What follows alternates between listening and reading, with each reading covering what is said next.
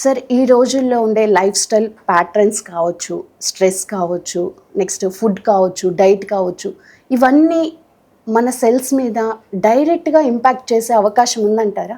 అట్లా శరీరం అంటే ఆర్గన్స్గా భావిస్తున్న ఈ రోజుల్లో మన స్కూల్లో చదువుకుని మర్చిపోయిన సబ్జెక్ట్ని మనం మాట్లాడటానికి ప్రయత్నం చేస్తున్నాం. శరీరం అంటే కొన్ని లక్షల కోట్ల కణాలతో నిర్మితమైంది. అవును. ఇప్పుడు మీ శరీరం 25 లక్షల కోట్ల కణాలతో నిర్మితమైంది. మాది ఇంకో 10 లక్షల కోట్లు ఎక్కువ కణాలతో నిర్మితమైంది. 90% కణాలు బతికేది ఒక్క రోజు నుంచి 100 రోజులే, మ్యాక్సిమం 120 రోజులు. కొత్తవి వస్తూనే ఉంటాయి. సెల్ డివిజన్ అనేది నిరంతర ప్రక్రియ.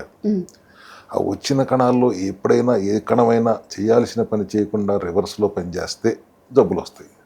Okay. Mall functioning of cell is reason for any infection in the body.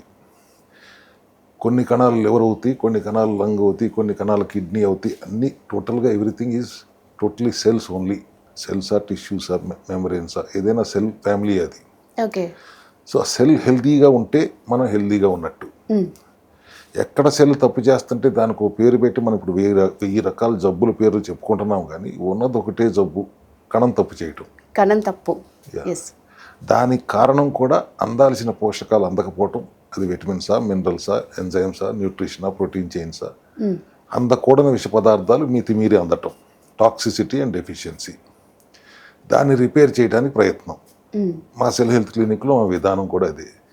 అందాల్సిన పోషకాలను అందిస్తూ, అందకూడని విష పదార్థాలు అందినాయి కాబట్టి వాటిని డీటాక్స్ చేస్తూ, విటమిన్స్, మినరల్స్, ఎంజైమ్స్ని వాటికి అందించి బ్యాలెన్స్ చేస్తే అది తప్పు చేయకుండా సరి చేసుకుంటే అవకాశం ఎక్కువ ఉంది.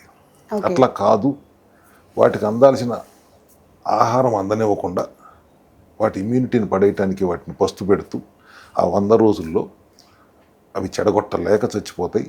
మంచి కణాలు చేయాల్సిన సవ్యంగా చేసి చచ్చిపోతాయి. కొత్తగా వచ్చేవి ఏ జబ్బు లేని కణాలు వస్తాయి. ఇంతే సింపుల్ సిద్ధాంతం. దీన్ని బేస్ చేసుకుని రీసెర్చ్ చేసినందుకే యూరోపియన్ ఇంటర్నేషనల్ యూనివర్సిటీ వాళ్ళు డాక్టరేట్ ఇచ్చారు నాకు. Cells, everything belongs to, revolves around the cell.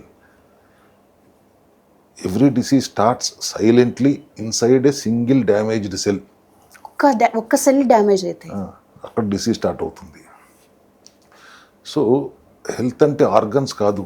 It starts with the smallest unit, the cell. You fix the cell, you fix everything.